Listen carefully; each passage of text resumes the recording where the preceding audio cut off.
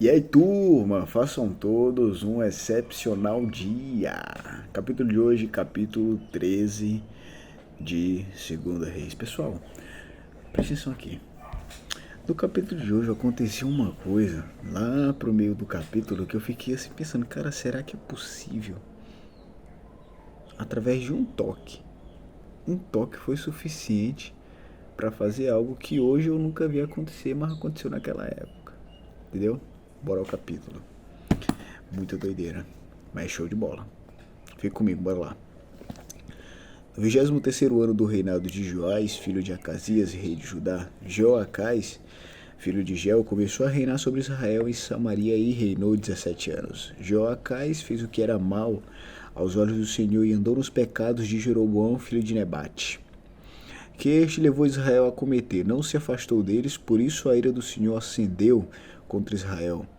E ele os entregou nas mãos de Hazael, rei da Síria, e nas mãos de Ben-Hadad, filho de Hazael.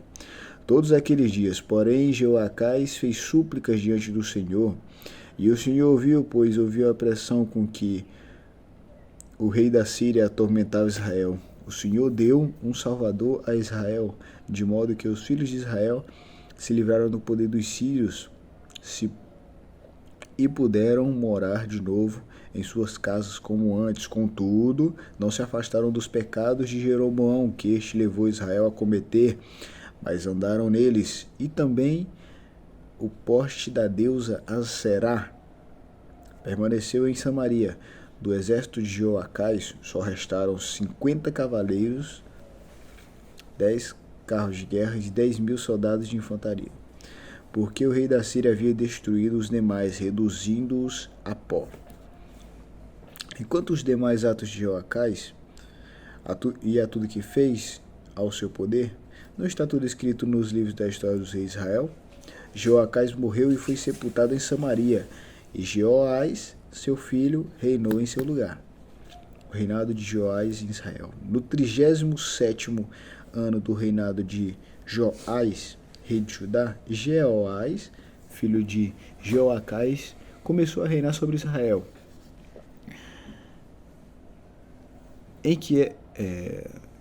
Reinar sobre Israel em Samaria, e reinou 17 anos. Fez o que era mal aos olhos do Senhor, não se afastou de nenhum dos seus pecados de Jeroboão, filho de Nebate, o que levou este a Israel a cometer os pecados, porém andou neles. Quanto aos demais atos de Joás, tudo que fez, e ao poder com que lutou contra Amazias, rei de Judá, não está tudo escrito no livro da história dos reis de Israel? Joás morreu no seu trono e se assentou Jeroboão. Joás foi sepultado em Samaria junto aos reis de Israel. É daqui pra frente. Presta atenção agora nisso aqui. A profecia final e a morte de Eliseu. Quando Eliseu estava sofrendo da enfermidade da qual viria a morrer, Joás, rei de Israel, foi visitá-lo. Chorou diante dele e disse: meu pai, carro de Israel e seus cavaleiros. Então Eliseu disse ao rei: pegue um arco e algumas flechas. Joás pegou o arco e as flechas. Eliseu disse ao rei: empunhe o arco. O rei assim o fez. Então Eliseu pôs as mãos sobre as mãos do rei e disse: abre a janela que dá para leste. O rei abriu. Eliseu continuou: atire. O rei atirou. Então Eliseu disse: a flecha da vitória do Senhor, flecha da vitória contra os sírios. Você vencerá os sírios em Afeca até acabar com eles. Eliseu disse mais: pega as flechas. Ele as pegou. Então disse ao rei de Israel: atire contra o chão. O rei fez isso 3 vezes e parou. Então o homem de Deus ficou indignado com ele e disse: você deveria ter atirado 5 ou 6 vezes, e assim você venceria os sírios até acabar com eles, mas agora você vai vencer eles só 3 vezes. Eliseu morreu e o sepultaram. Ora, os bandos de moabitas continuavam a invadir a terra no começo do ano. Aconteceu que enquanto alguns sepultavam um homem, eis que viram um desses bandos. Na hora que eles foram sepultar um certo homem, eles viram o bando de moabitas. Então jogaram o homem na sepultura de Eliseu e fugiram. Quando o cadáver tocou os ossos de Eliseu, o homem reviveu. Levantou sobre os seus pés e caminhou. Rapaz, você tem ideia do que é isso? Acaba tocou no osso do profeta e ficou vivo, macho. Moço de Deus, essas coisas só acontecem na Bíblia mesmo. Moço. Presta atenção aqui agora. A guerra entre Israel e a Síria. Você lembra que Eliseu, antes de morrer, ele deu uma profecia, né? De que o rei venceria só 3 vezes porque ele não atirou nem 5 nem 6. Se ele tivesse atirado 5, 6 vezes, era a quantidade de guerra que teria e que ele derrotaria o rei da Síria para o rei da Síria não voltar a atacar Israel ou Judá novamente. Entendeu, né? Tudo certo até aqui. Hazael, rei da Síria, oprimiu Israel durante todo o reinado de Joacás.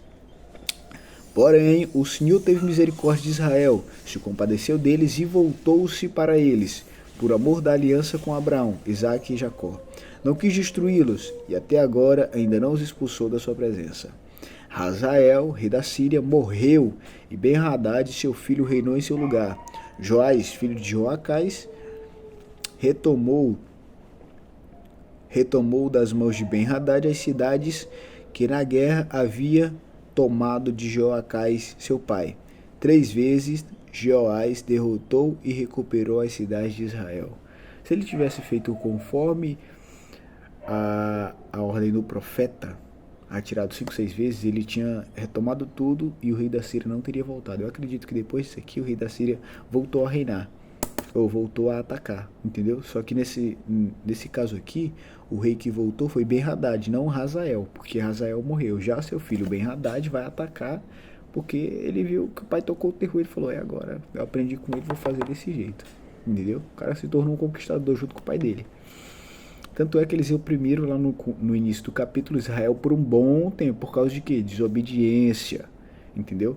Diferente de Joacás, ele não seguiu os princípios do Senhor, entendeu?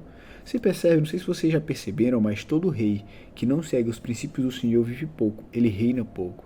Já os que seguem, eles vivem muito, vivem aí no mínimo 40 anos de reinado, entendeu? Esses outros não, 27, 28, 18, teve rei que reinou só 2 anos, entendeu? O cara era tão ruim que morreu cedo, enfim. É isso aí, pessoal, a gente vai ficando por aqui, tá bom? Nosso capítulo se encerra, amanhã temos o capítulo 14, tá bom? E é isso, tamo junto, ótimo dia pra vocês.